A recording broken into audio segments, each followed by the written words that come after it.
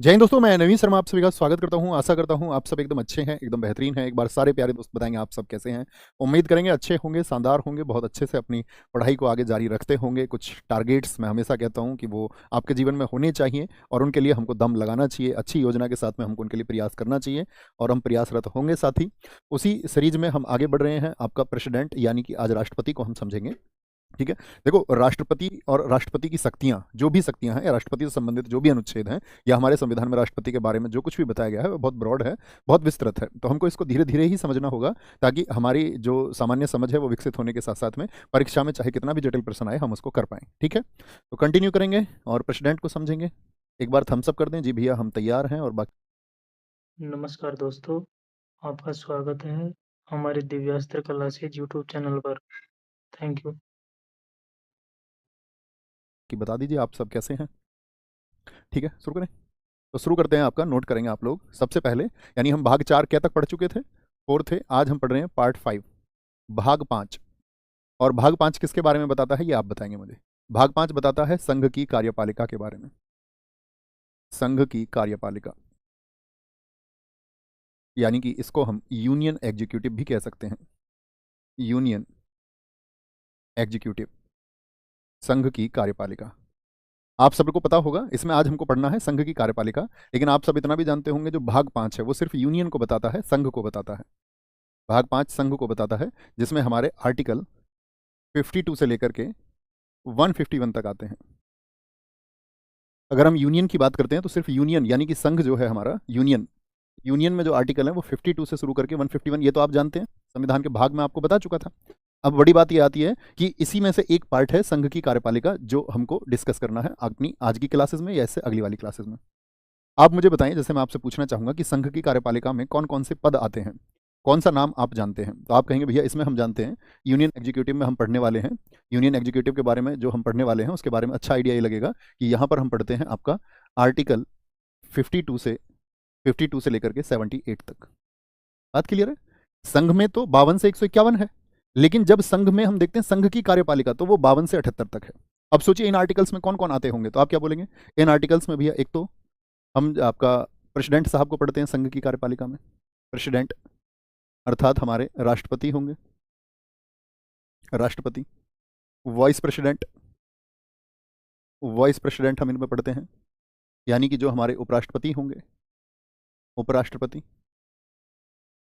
फिर हम पढ़ते हैं इसमें आपका प्राइम मिनिस्टर अर्थात प्रधानमंत्री, प्रधानमंत्री।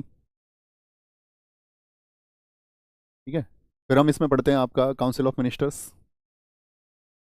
काउंसिल ऑफ मिनिस्टर्स यानी कि मंत्री परिषद, मंत्री परिषद को। और साथ में आर्टिकल 76 क्या बताता है? फिर आ जाता है आपका इसमें महान्यायवादी, यानी कि attorney general of India, attorney general of India, महान्यायवादी, जो भारत सरकार के प्रमुख कानूनी सलाहकार होते हैं। तो ये सभी किसमें शामिल होते हैं? तो आपको हमेशा ध्यान रखना है साथी, जब हम संघ की कार्यपालिका की बात कर रहे हैं तो संघ की कार्यपालिका से हमारे कहने का मतलब होगा राष्ट्रपति, उपराष्ट्रपति, प्रधानमंत्री, मंत्रिपरिषद और महान्यायवादी की बात हम कर रहे हैं। इनको बताया गया है अनुच्छेद 52 से 78 में, यानी आर्टिकल 52 से लेकर के 78 में। शुरू करें। ये तो हुआ एक जनरल डिस्कशन। अब शुरू करते हैं।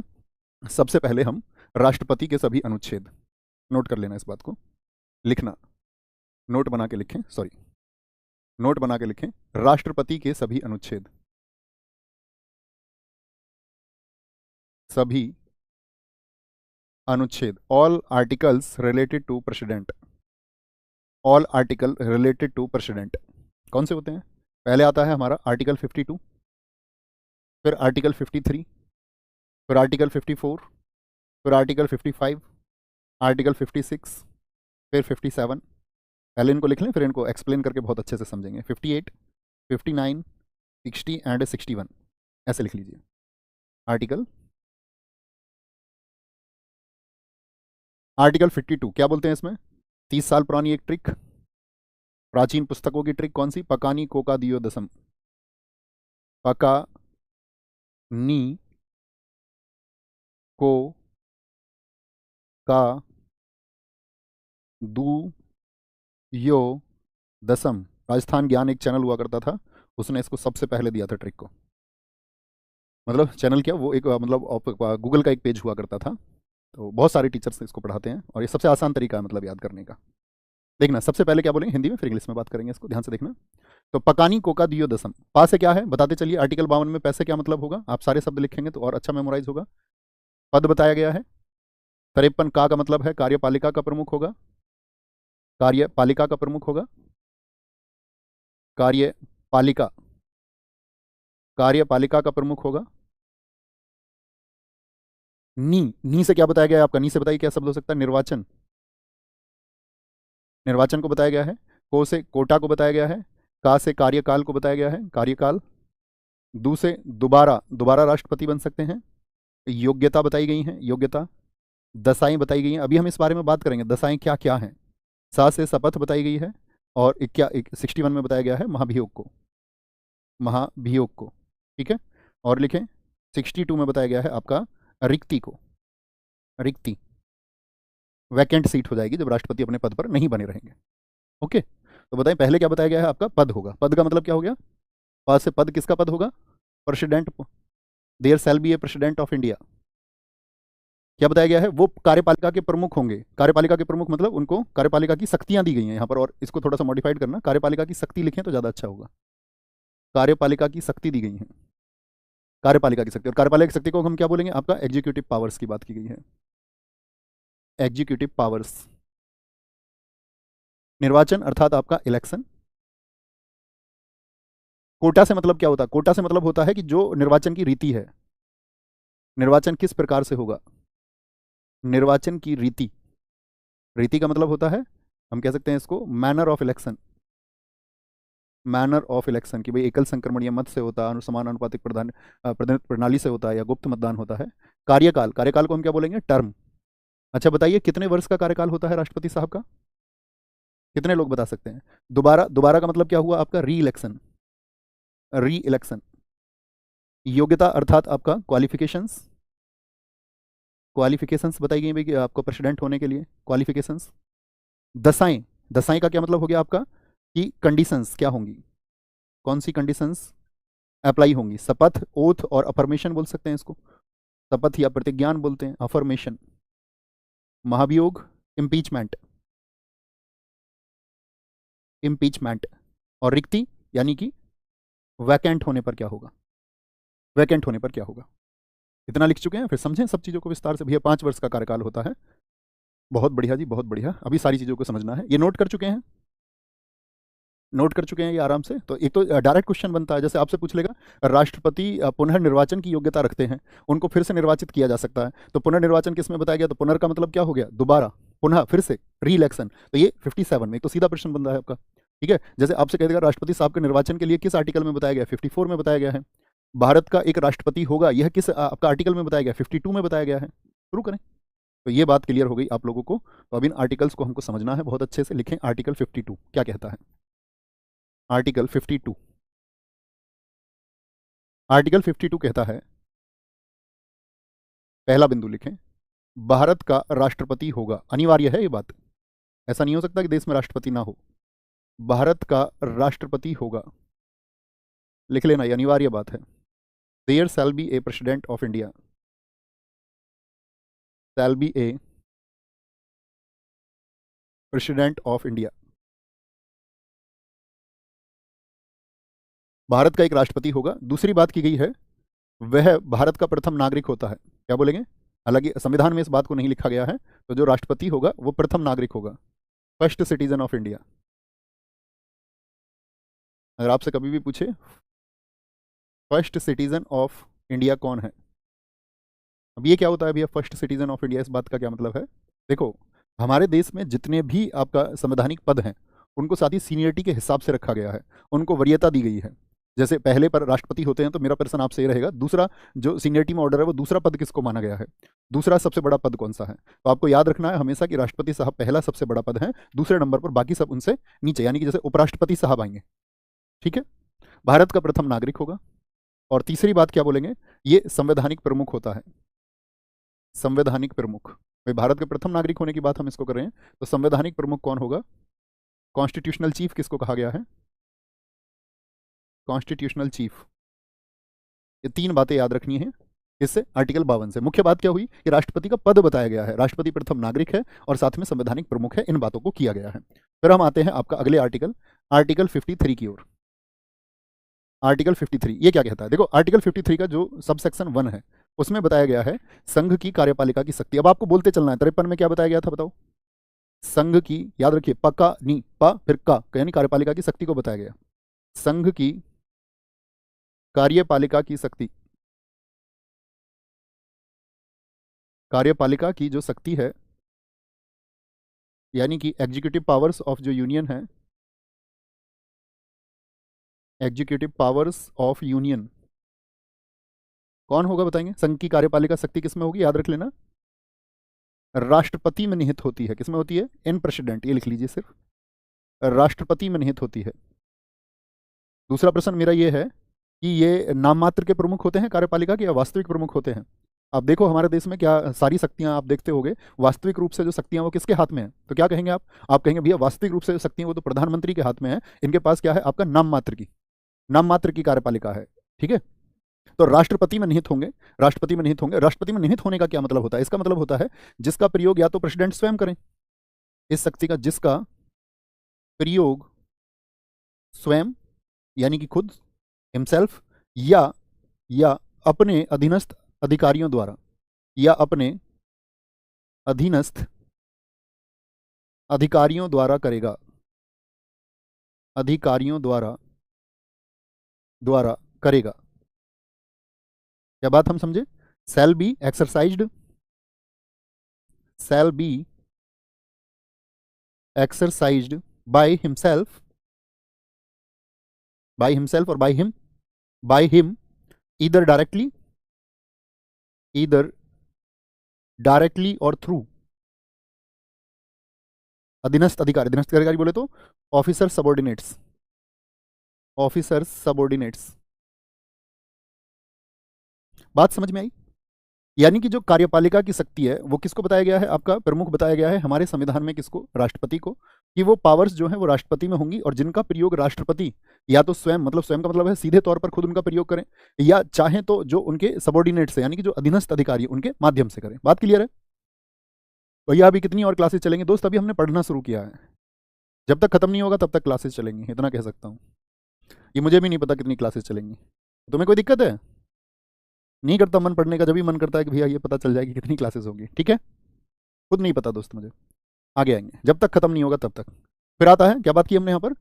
53(1) और फिर आता है आपका 53(2). ये क्या कहता है? 53 का 2 कहता है कि जो राष्ट्रपति साहब होंगे वो रक्षा बलों के प्रमुख होंगे। रक्षा बलों के प्रमुख, जितनी भी हमारी सेनाएं हैं, एयरफोर्स हो, आर्मी हो, या और भी जो डिफेंस फोर्सेज है हमारे, क्या बोलेंगे? कमांड ऑफ डिफेंस फोर्सेज किसको दी गई है हमारे यहाँ? तीनों सेनाओं का प्रमुख कौन होता है? Command of defence forces. ये भी आर्टिकल 53 में किसको? राष्ट्रपति साहब को।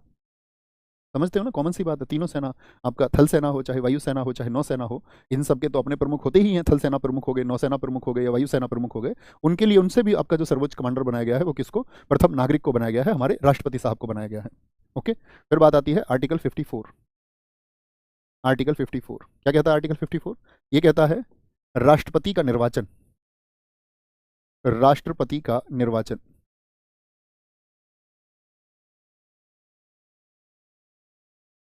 Election of president, election of president.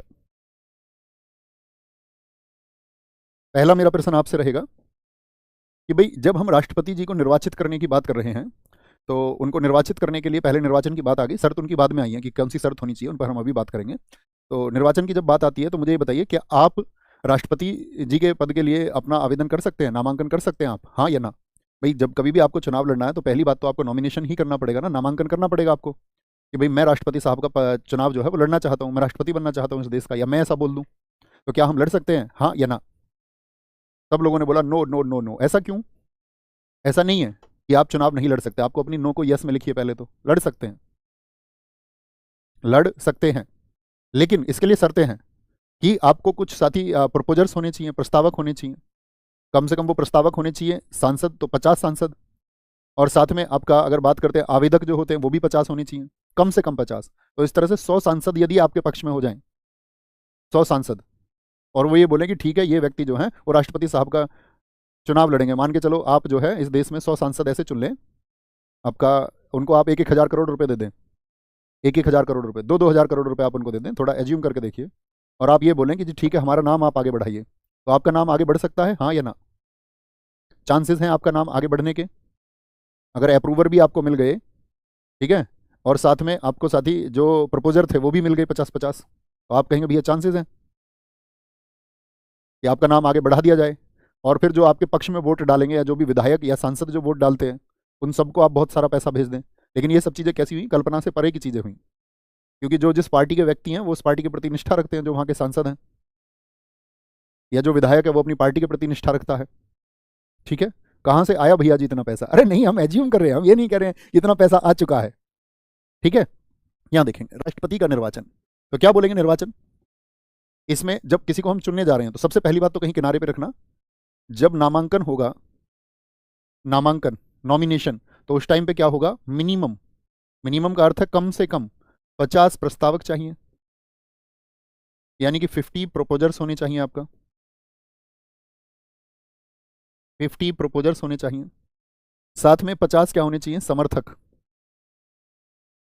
यानी कि 50 क्या होने चाहिए आपके? 50 प्रपोजर्स हो गए, और ये हो गए आपके अप्रूवर्स, अप्रूवर्स, और साथ में आपको क्या करना पड़ेगा? एक 15,000 रुपए की सिक्योरिटी मनी जमा करनी पड़ेगी, 15,000 रुपए, रुपए डॉलर मत लिख लेना, 15,000 रुपए की जमानत राशि जमा करनी पड़ती है, ये तो एक बेसिक सी शर्त है। ठीक है, एक सिक्योरिटी मनी होती है 50,000 की, 15,000, 15,000। आगे आएंगे, देखें यहाँ पर, तो राष्ट्रपति साहब का जो निर्वाचन होगा वो एक निर्वाचक मंडल से होगा। भाई चुनने वाले लोग होंगे ना, भाई आपने किसी को चुना होगा तो वोट दिया होगा, वोट कौन देगा? वो निर्वाचक मंडल। निर्वाचक मंडल बोले तो आपका क्या बोलते हैं उसको हम? Electoral college. इलेक्टोरल जो कॉलेज होगा आपका, कंसिस्टिंग ऑफ, किससे मिलकर के बनेगा?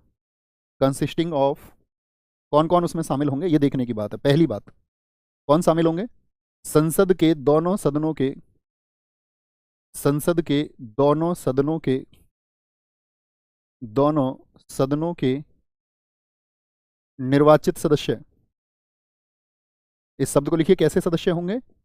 निर्वाचित सदस्य होंगे। ठीक है, दोनों सदनों के कैसे मेंबर होंगे? यानी हम कह सकते हैं elected members of both houses of, elected members of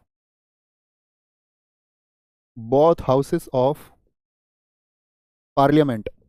अब मैं कॉमन सी समझ आपकी देखना चाहूंगा, जो नहीं भी जानते हैं वो जाने, घबराना नहीं है। जो हमारी पार्लियामेंट है उसमें कितने सदन हैं? 2 सदन हैं, और 2 सदन वो कौन से होते हैं बताइए जरा? सदन का मतलब होता है कमरा, हाउस। देखो संसद के अंग तो 3 होते हैं, राष्ट्रपति, राज्यसभा और लोकसभा, लेकिन जब हाउस की बात करें तो हाउस 2 ही होते हैं, एक तो लोकसभा होता है और एक राज्यसभा। राज्यसभा को हम कहते हैं क्या आपका? इसको बोलते हैं अपर हाउस, और ये है लोअर हाउस, निम्न सदन, क्योंकि इसका चुनाव कोई भी लड़ सकता है, तो इसलिए इसको निम्न कह दिया जाता है, या जनता का सदन इसको बोल देते हैं, क्योंकि जनता इसमें सीधे वोट करती है। ये उच्च सदन क्यों है? राज्यसभा, क्योंकि इसमें तो क्या है, चुने हुए लोग जाते हैं, फिल्टर होकर लोग जाते हैं। तो दोनों सदनों के कैसे होंगे साथी? निर्वाचित होंगे। तो मुझे बताएं, ध्यान देना, हमेशा कभी भी एग्जाम में स्टेटमेंट आएगा तो क्वेश्चन आएगा कि कौन भाग नहीं लेते हैं, तो क्या दिमाग में एक इमेज बना लीजिए कि कभी भी आपका जो नामांकित सदस्य हैं, जैसे राज्यसभा आप आगे चल के पढ़ोगे, राज्यसभा में कुल सदस्य 250 होते हैं, उनमें से 238 सदस्य निर्वाचित होते हैं, और जो 12 सदस्य हैं वो होते हैं हमारे कौन से? नामांकित, नॉमिनेटेड होते हैं। तो क्या जो 12 मेंबर्स हैं वो भाग ले सकते हैं? तो ऐसा क्यों भैया, उनको क्यों नहीं भाग लेने दिया गया? सिर्फ यही बात क्यों रखी है कि निर्वाचित ही भाग लेंगे? तो याद रटने की भी आवश्यकता नहीं है, याद रखिए, जो 12 सदस्य राज्यसभा में जाते हैं उनको जो नॉमिनेट करता है, उनका जो नामांकन होता है, वो राष्ट्रपति साहब ही तो बताते हैं कि कला आदि, विज्ञान आदि के क्षेत्र में जो व्यक्ति कौन है, तरक्की कर चुके हैं या खुद को सिद्ध कर चुके हैं, तो राष्ट्रपति साहब उनको अगर भेजेंगे, ये तो ठीक है, कोई दिक्कत नहीं, राष्ट्रपति साहब ने उनको भेज दिया। राष्ट्रपति साहब हमारे यहाँ पर दोबारा चुनाव लड़ सकते हैं या नहीं? हाँ या ना? आप कहेंगे भैया अभी आपने बताया था री इलेक्शन, दोबारा भी चुनाव लड़ सकते हैं राष्ट्रपति। अच्छा, राष्ट्रपति साहब जब दोबारा चुनाव लड़ने जाएंगे तो जो व्यक्ति उस समय पे राष्ट्रपति साहब ने मान के चलो पिछले ही वर्ष राज्यसभा के लिए चुने थे, तो वो किसको सपोर्ट करेंगे फिर? वो सारे लोग जो 12 मेंबर हैं राज्यसभा के, वो ये नहीं कहेंगे भैया हमको तो इन प्रेसिडेंट साहब ने भेजा था, हम तो इनको ही पक्ष करेंगे। करेंगे या नहीं करेंगे? सोचिए, आपको अगर राज्यसभा में कोई प्रेसिडेंट साहब चुन के भेजेंगे और वो दोबारा चुनाव लड़ रहे हैं, तो आप किसको वोट देंगे? आप किसके पक्ष में मतदान करेंगे? तो आप कहेंगे जाहिर सी बात है। तो यानी कि इस तरह की पार्शलिटी ना हो, या हम कहें इस तरह का कोई आपका किसी भी प्रकार का पक्षपात ना हो, उससे बचने के लिए क्या किया गया कि भाई हम सिर्फ निर्वाचित सदस्यों को रखेंगे। बात क्लियर है? हम सब करके बताएं। तो संसद के दोनों सदनों के निर्वाचित सदस्य होंगे, प्लस में राज्य और राज्य और केंद्र शासित प्रदेशों, राज्य और केंद्र शासित प्रदेशों की विधानसभा के कैसे फिर से निर्वाचित सदस्य होंगे। निर्वाचित सदस्य लिख लेना। निर्वाचित सदस्य किसके? स्टेट और आपका साथ में जो यूनियन टेरिटरी है, ठीक है, यानी कि हम कह सकते हैं elected members of legislative assemblies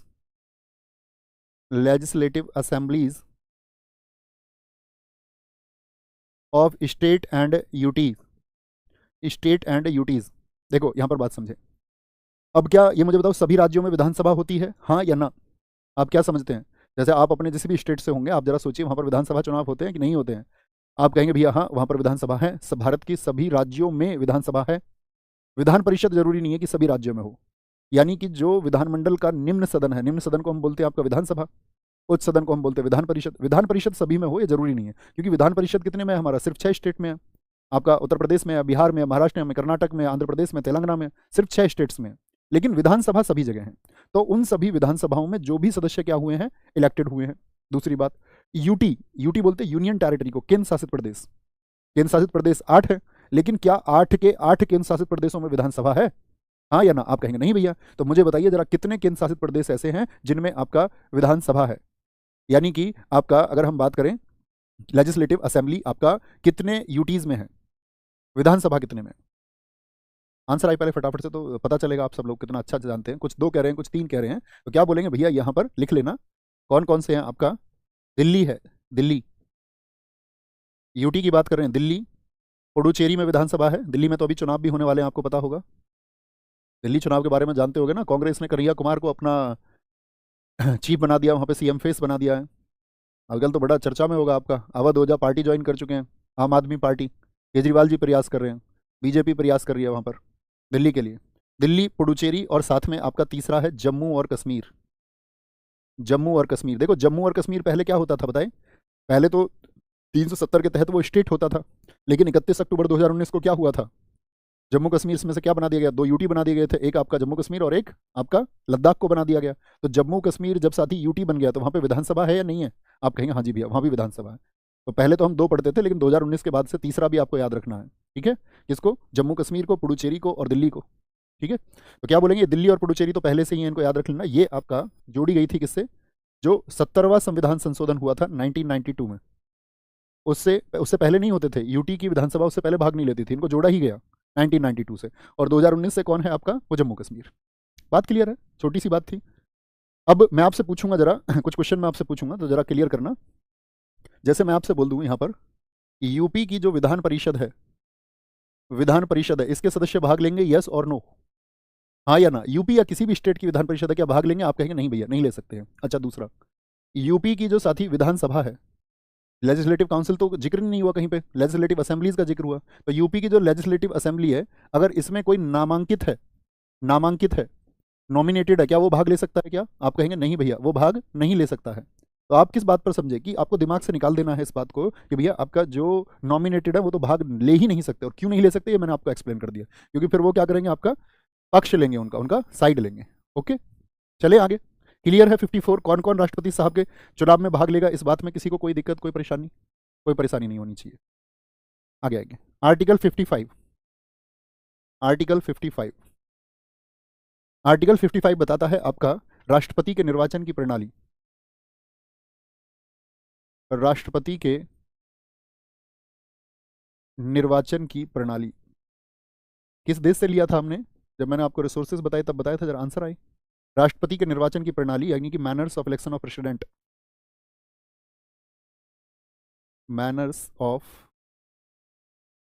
election of president, किस तरह से चुनाव होगा, राष्ट्रपति के चुनाव की प्रणाली किस देश से उधार ली गई है? यूएसए से कहा कई लोगों ने, बहुत बढ़िया, लेकिन कुछ ही हमारे साथी ऐसे हैं जिन्होंने आयरलैंड लिखा है, और बहुत अच्छा उत्तर आपने दिया है। भैया थोड़ा विधान परिषद और विधानसभा को भी बताइए। देखो दोस्त, हर चीज़ के लिए आपको थोड़ा सा इंतजार करना पड़ेगा। हम विधानसभा पर जब पहुंचेंगे तो आप विधानसभा को समझेंगे। मैंने बड़े आसानी से बता दिया, सिर्फ इतना आप अभी याद रखिए। जो केंद्र है, केंद्र में क्या होता है आपका, लोकसभा और राज्यसभा होती है, ठीक है? तो लोकसभा क्या है आपका? तो जो लोकसभा है, जिसको हम आपका हाउस ऑफ पीपल बोलते हैं, जनता का सदन बोलते हैं, ये क्या है? निम्न सदन है। और राज्यसभा क्या है? ये आपका अपर हाउस है, यानी कि उच्च सदन है। उसी तरह आपका जो स्टेट है, राज्य में समझना लोकसभा की जैसी विधानसभा है और राज्यसभा की जैसी विधान परिषद है। यानी विधान परिषद वहाँ पर उच्च होगा, वही शर्तें यहाँ पर होंगी, वही शर्तें यहाँ पर भी होंगी, ठीक है। और जैसे यहाँ के इनके सदस्यों का कार्यकाल 6 वर्ष का होता है, तो इनके सदस्यों का कार्यकाल भी 6 वर्ष का होगा। लोकसभा और विधानसभा के लिए एक जैसी शर्तें होंगी, जैसे इसका सदस्य बनने के लिए 25 वर्ष आयु, तो इसके लिए भी 25 वर्ष आयु, इसके सदस्यों का कार्यकाल 5 वर्ष, तो इसके सदस्यों का कार्यकाल भी 5 वर्ष। हम सब करें, बात समझ में आई? लोकसभा जैसे केंद्र में है, वैसे ही राज्य में जो स्थिति है वो विधानसभा की है, और केंद्र में जो स्थिति राज्यसभा की है, राज्य में वही स्थिति विधान परिषद की है। वीपी बोलो तो विधान परिषद, इसको बोलते हैं लेजिस्लेटिव काउंसिल, और इसको बोलते हैं लेजिस्लेटिव असेंबली।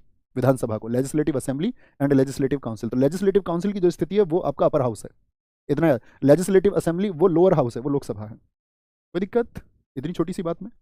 अभी बच्चा ऐसे प्रश्न नहीं करने हैं, नहीं तो आप खुद ही कंफ्यूज हो जाएंगे।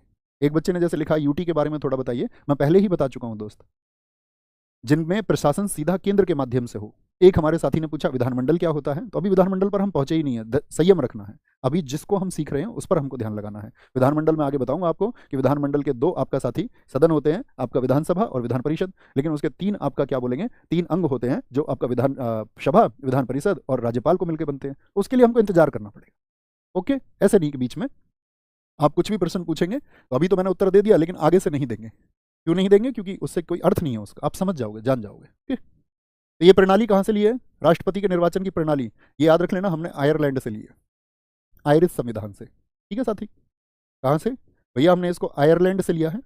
दूसरी बात अभी बताएंगे, पहले जान लो इस बात को कि जो चुनाव होता है, जो प्रणाली होती है, वो साथी आपका कैसा चुनाव होता है? क्या जनता उसमें भाग ले लेती है सीधे? आप वोट डाले हैं कभी आपने? अप्रत्यक्ष चुनाव होता है, सीधी जनता भाग नहीं ले सकती है। अप्रत्यक्ष चुनाव यानी कि कैसा इलेक्शन है? ये आपका इनडायरेक्ट इलेक्शन है, इनडायरेक्ट इलेक्शन। कुछ समय पहले साथी आपको याद होगा, मैंने एक प्रणाली आपको बताई थी, FPPS, उसका पूरा नाम लिखे जरा, सोचिए, first past the post system. तो first past the post system उसको कहते हैं जिसमें जनता सीधे वोट करती है। जैसे आपने अपने प्रधानी के चुनाव में कभी वोट किए हैं? अगर आप 18+ के हैं तो आप कहेंगे हाँ भैया।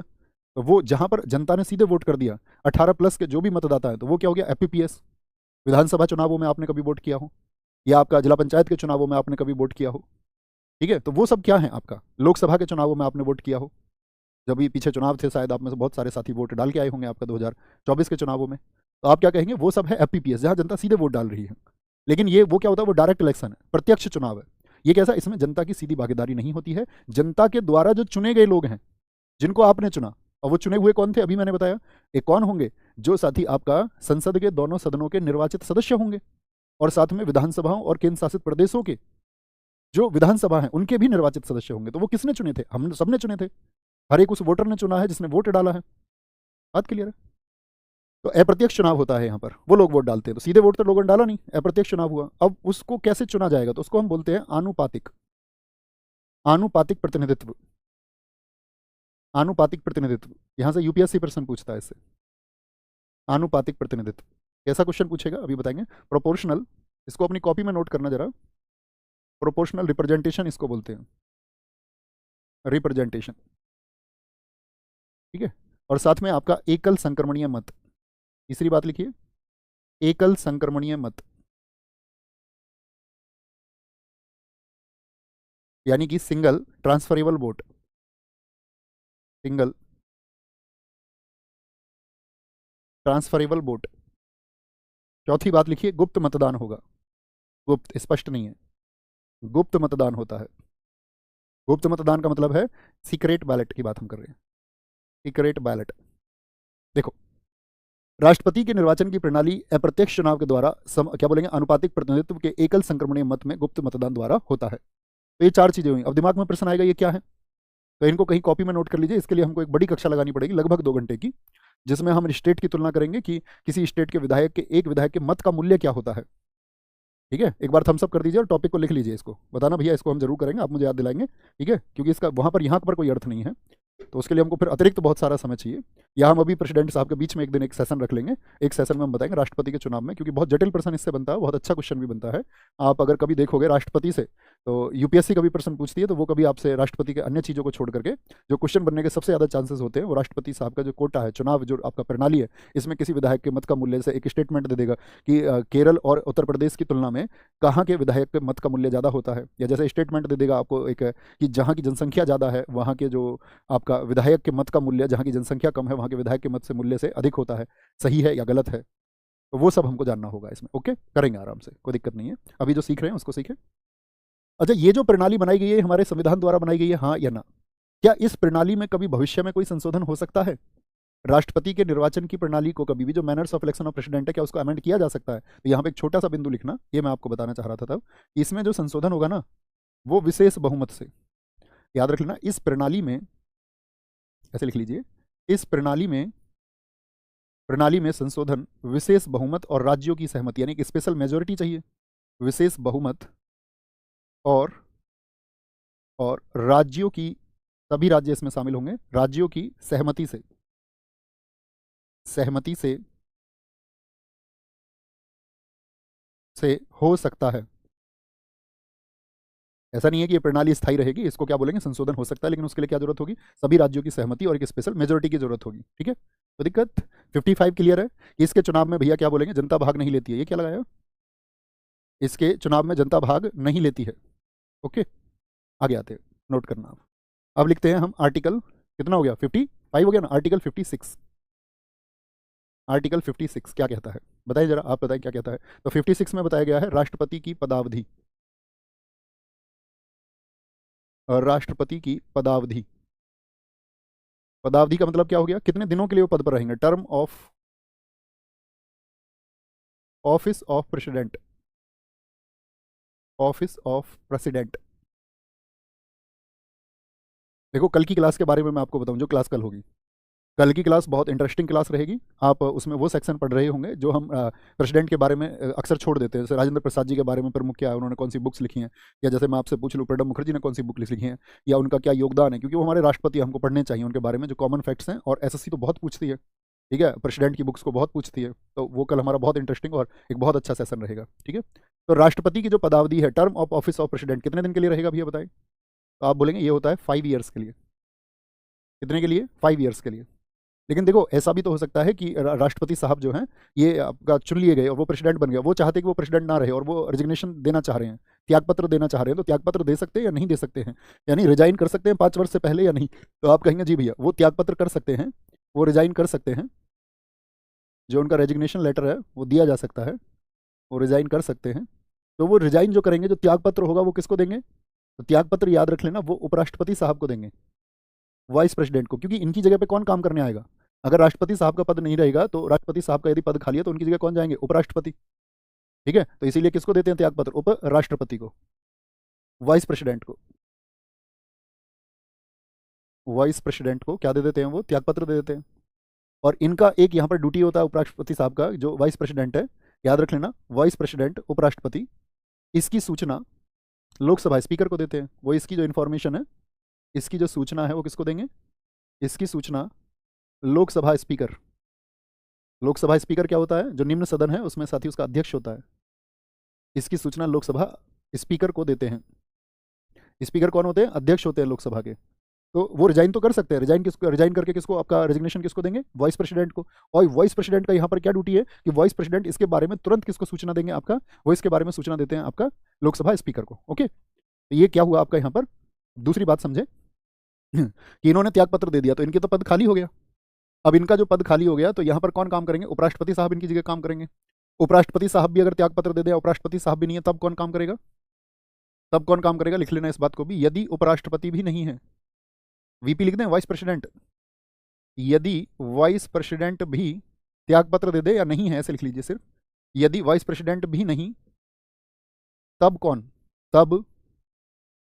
तब सुप्रीम कोर्ट, सुप्रीम कोर्ट यानी कि उच्चतम न्यायालय, तब सुप्रीम कोर्ट के जो चीफ जस्टिस ऑफ इंडिया होंगे, भारत के जो मुख्य न्यायाधीश होंगे, सुप्रीम कोर्ट के सीजेआई होंगे, ये लिख लीजिए सिर्फ, कौन होंगे? सुप्रीम कोर्ट के मुख्य न्यायाधीश होंगे। अच्छा, यहाँ पर मुझे एक बात बताओ, सुप्रीम कोर्ट के जो मुख्य न्यायाधीश होंगे साथी आपका, बहुत बढ़िया जी, बहुत बढ़िया, चीफ जस्टिस ऑफ इंडिया सबने लिखा, क्या कभी कोई बने हैं क्या हमारे देश में? आप कहेंगे हाँ जी। कौन बने? मोहम्मद हिदायतुल्ला। वो कौन थे हमारा? वो चीफ जस्टिस ऑफ इंडिया थे, और वाइस प्रेसिडेंट भी नहीं थे। आपका प्रेसिडेंट भी जब नहीं खाली रहे तो उनको ये मौका मिला, और वो कौन हो गए थे? भारत के राष्ट्रपति, कार्यवाहक हुए थे। कैसे? कार्यवाहक राष्ट्रपति है, क्योंकि राष्ट्रपति तो चुनना पड़ेगा हमको। अब ऐसा थोड़ी ना कि भाई इनको 5 वर्ष के लिए बना देंगे सीजीआई को, तो ये तो कार्यवाहक का काम करते हैं, यानी कि एक्टिंग प्रेसिडेंट का काम करते हैं। तो एक्टिंग प्रेसिडेंट का काम करते हैं तो भैया नया राष्ट्रपति चुनना पड़ेगा। अब नया राष्ट्रपति कितने दिन में चुनना पड़ेगा, ये बात बताइए।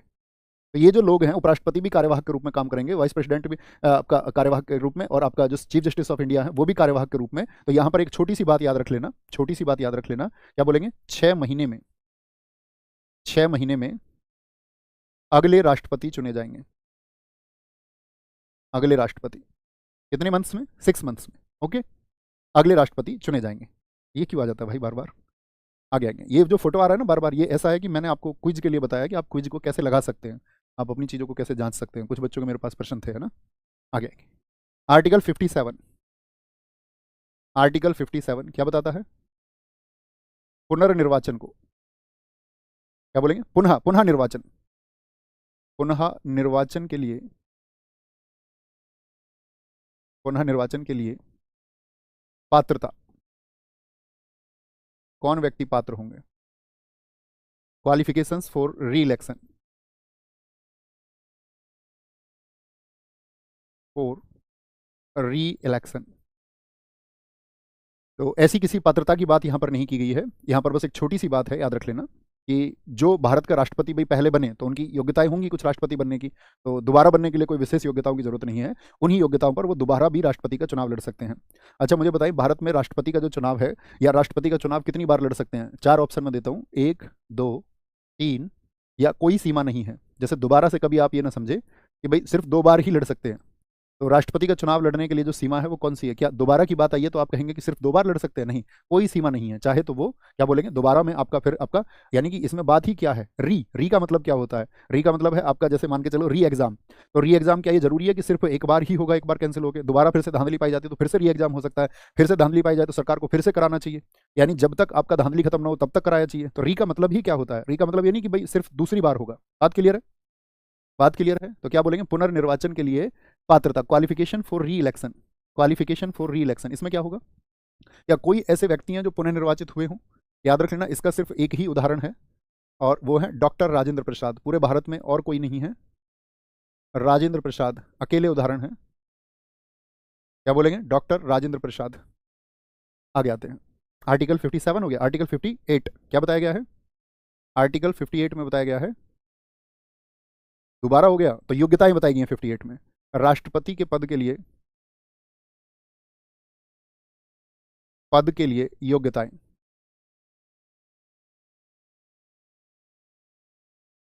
योग्यताएं यानी कि qualifications for the post of president. क्या क्या योग्यताएं हैं? तो उन योग्यताओं में जब हम साथी बात करते हैं तो पहली योग्यता होती है कौन सा? भारत का नागरिक हो, भारत का नागरिक हो, should be a citizen of India. क्या होना चाहिए उसको? एक इंडियन सिटीजन होना चाहिए। अब मेरा यहाँ पे आपसे क्वेश्चन रहेगा बड़ा अच्छा सा, मुझे बताना थोड़ा सोच के। जैसे हमने कहा था कि क्या हम देशीयकरण के द्वारा किसी को नागरिकता दे सकते हैं या नहीं, नेचुरलाइजेशन के थ्रू? तो आप कहेंगे हाँ भैया। तो जिसको नेचुरलाइजेशन से मिली है, क्या उसको भी हम राष्ट्रपति के पद के लिए आपका पात्र मान सकते हैं? तो आप कहेंगे हाँ जी, उसको भी पात्र माना जाएगा। यानी कि कोई भी व्यक्ति जो नागरिकता प्राप्त कर चुका है, जो भारत का नागरिक है, भारत का नागरिक होना चाहिए उसको। दूसरी शर्त क्या है? 35 वर्ष की आयु पूरी कर चुका हो, आयु पूरी कर चुका हो, या आयु उसकी पूरी हो चुकी हो। और 35 वर्ष की आयु पूरी कर चुका हो का अर्थ क्या है? हैज कंप्लीटेड, लिखिए, has completed the age of 35 year. तीसरी बात लिख लीजिए, has completed the age of 35 years, 35 years. तीसरी इसमें बात आती है लोकसभा का सदस्य बनने की योग्यता। सारी चीजें खत्म कर दी गई। लोकसभा का सदस्य बनने की योग्यता, ऐसा नहीं कि लोकसभा का सदस्य हो, सदस्य किसी का नहीं होता है। पूछा गया है, बताया गया है क्या, लोकसभा का सदस्य बनने की योग्यता होनी चाहिए। क्या बोलेंगे, is qualified for the member of house of people. House of people का मतलब होता है जनता का सदन, और लोकसभा कैसा, निम्न सदन है। अभी मैंने आपको बताया लोकसभा का चुनाव कोई भी लड़ सकता है, इसलिए उसको निम्न सदन कहते हैं। जनता इसमें वोट देती है। 2024 के चुनावों में आपने देखा होगा जनता ने वोट डाली, तो ये क्या है, ये जनता का सदन है। तो लोकसभा का सदस्य बनने की योग्यता रखता हो, ठीक है, सदस्य ना हो, सिर्फ उसके अंदर वो योग्यताएं होनी चाहिए। जैसे कि लोकसभा का चुनाव लड़ने के लिए 25 वर्ष, तो कम से कम 25 वर्ष तो होगा ही, तभी तो 35 वर्ष का होगा। ऐसा थोड़ी है कोई व्यक्ति 35 का हो गया हो और 25 का ना हुआ हो, ठीक है। सर जी बताओ बुक्स पर ऑफर मिलेगा या नहीं मिलेगा। विनीत पाल जी, मेरे दोस्त, कल 10 तारीख है। जो नए साथी हैं, जो भी नहीं पहले से जानते होंगे, मैं उनको बता दूं, RWA प्लेटफॉर्म पर हर 10 तारीख को हमने उन छात्रों के लिए शुरू किया था कि वो ऐसे स्टूडेंट्स जो आपका महंगी किताबों को नहीं खरीद सकते हैं, तो वो एक ऐसा दिन होता है हमारा, हम 29 दिन कमाई करते हैं, उसमें कोई दिक्कत नहीं है, लेकिन एक दिन हमने उसको चुन रखा है इस बात के लिए कि हम नो प्रॉफिट नो लॉस पर बुक्स देंगे। और दरअसल में नो प्रॉफिट नो लॉस में उसमें लॉस ही होता है, हकीकत तो ये है, ठीक है। वो हर महीने की मतलब वो, पर आप सबकी वजह से ऐसा नहीं है कि उसमें कोई ऐसा घाटा हो गया, मैं आपसे झूठ बोलूं। तो ओवरऑल उसमें मतलब ये होता है कि पूरे मंथ का आप देखोगे तो ओवरऑल फायदा ही होता है।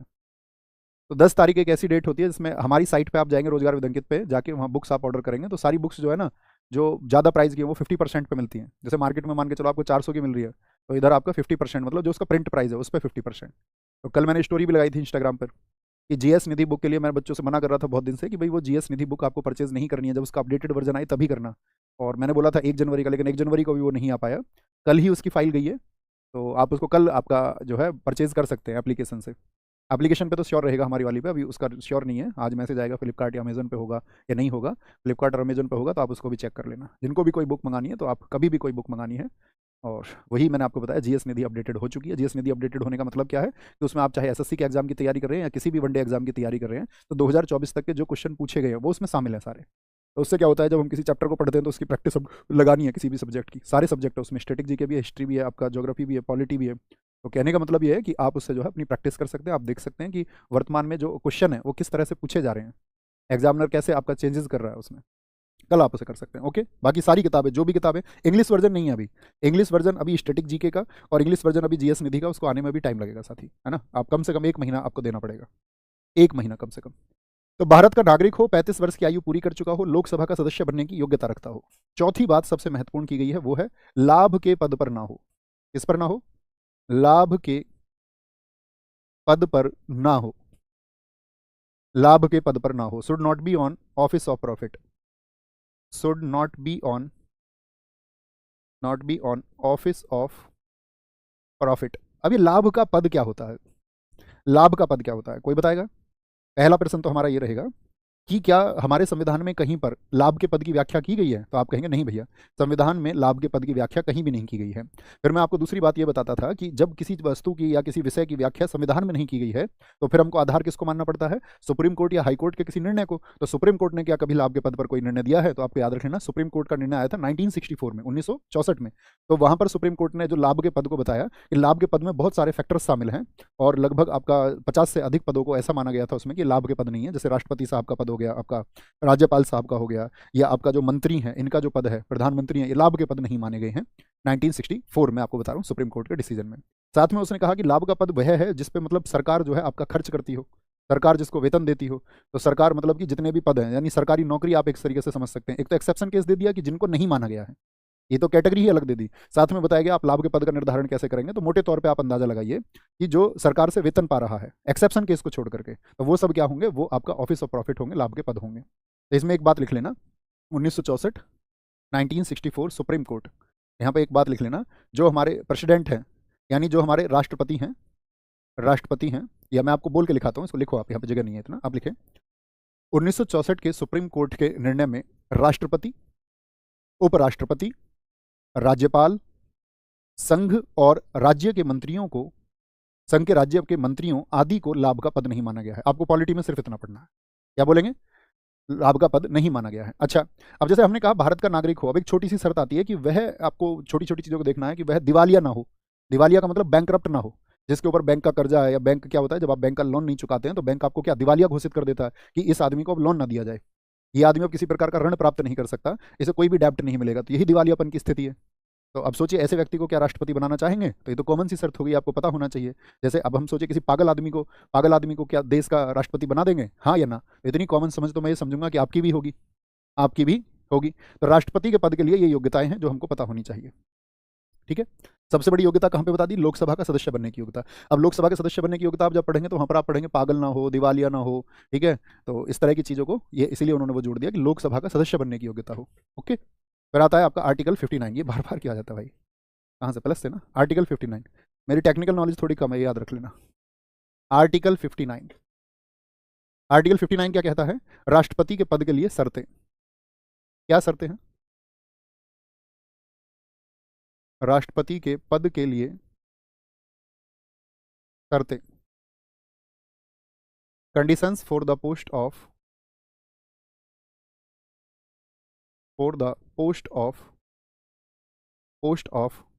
प्रेसिडेंट। एक बात मैं जाते समय आपको बता के जाऊंगा, मुझे याद दिला देना, मैं भूल ना जाऊं। जो कल हमने विषय पे बात की थी कि क्या एक नया विषय और शुरू कर सकते हैं, ठीक है।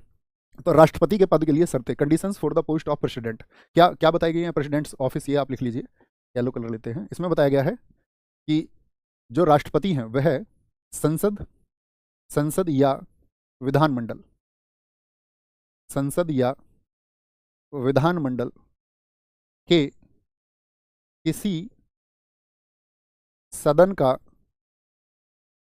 का हिस्सा नहीं होगा, हिस्सा नहीं होगा।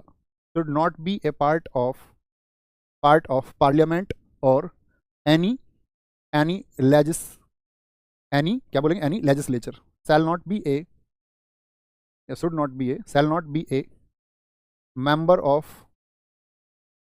member of either house of parliament, either house of parliament, either house of parliament or of a house, or of a house of legislature, house of legislature।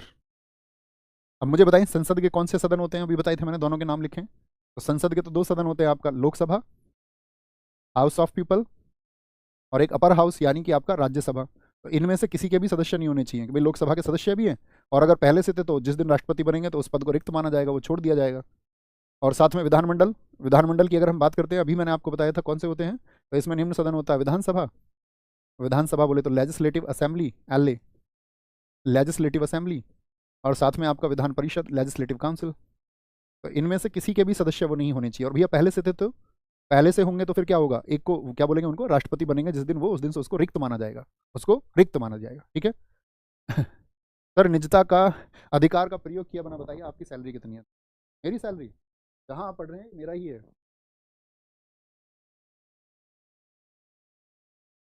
आप बताओ, सब कुछ मेरा ही है।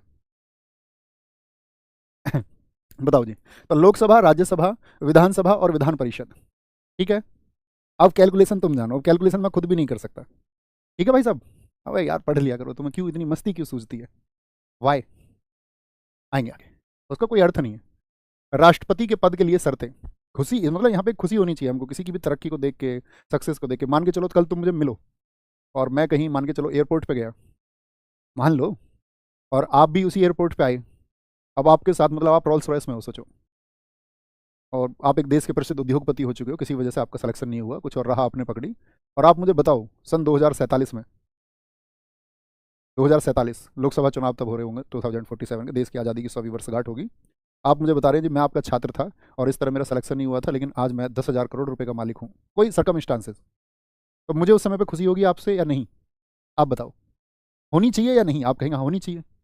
और साथ में ये बात जब आप मुझे बता रहे हैं उस समय पे मैं देश का प्रधानमंत्री हूँ, तो आप सोचिए आपको इस बात से उस समय पे खुशी होनी चाहिए या नहीं होनी चाहिए? तो आप कहेंगे हाँ भैया होनी तो चाहिए, बिल्कुल होनी चाहिए, स्वाभाविक है। जिसका दूसरा पैमाना भी है। आप मुझसे ये कहें, धन की बात अगर हम छोड़ दें, पद की बात भी छोड़ दें, कभी हमारी मुलाकात हुई, मान के चलिए कि मैं अध्यापन छोड़ चुका हूँ और आप अपने छात्र जीवन में एक पर्यावरणविद बन गए, आप जंगलों को बचाने के लिए काम करने लग गए, और कहीं पर मैं झीलों की सफाई के काम में लग गया। कभी हमारी मुलाकात हुई और पता चला कि हमने अपना जीवन जो है वो पर्यावरण को सौंप दिया है, तो हमें एक दूसरे से, मतलब खुशी होनी चाहिए एक दूसरे से या नहीं? तो चाहे कोई आर्थिक तरक्की करे या कोई सामाजिक रूप से कोई काम कर रहा हो जिसका लाभ किसी को मिल रहा हो, हमें हमेशा प्रसन्न होना चाहिए। बड़ी बात यार धन नहीं है, बड़ी बात नहीं है, मतलब बात तो है धन, लेकिन इतनी बड़ी बात भी नहीं है कि उसको आप हर समय सेंटर पर रखो। ओके, तो क्या बोलेंगे, संसद या विधानमंडल के किसी सदन का हिस्सा नहीं होगा। पहली बात क्लियर है। दूसरी बात हमने बताया, अन्य कोई लाभ का पद धारण नहीं करेगा। अन्य कोई लाभ का पद धारण नहीं करेगा। अभी हमने इसको एक्सप्लेन किया, धारण नहीं करेगा। क्या संविधान में इसकी व्याख्या है? फिर से लिखिए, यस और नो। क्या बोलेंगे, shall not hold any office of profit, shall not hold any office of profit, office of profit, office of profit. तीसरी बात, शर्त क्या है? तीसरी शर्त है उपलब्धियां और, या परिलब्धियां लिख सकते हैं आप, उपलब्धियां तो अलग शब्द हो जाएगा, परिलब्धियां लिखें तो ज़्यादा ठीक रहेगा। परिलब्धियां और भत्ते, जो भी एमोल्यूमेंट्स उनको मिलते हैं, अलाउंसेस मिलते हैं, पदावधि के दौरान कम नहीं होंगे। यानी जब वो पोस्ट पे हैं तो आप उनका पैसा बढ़ा सकते हो, सिर्फ उस दौरान कम नहीं कर सकते, रिड्यूस नहीं कर सकते, पदावधि के दौरान कम नहीं होंगे। अब मुझे फटाफट से बताओ, राष्ट्रपति साहब का वेतन वर्तमान में कितना है? जो भी उनकी परिलब्धियां हैं, यानी कि एमोल्यूमेंट्स हैं, एमोल्यूमेंट्स एंड अलाउंसेस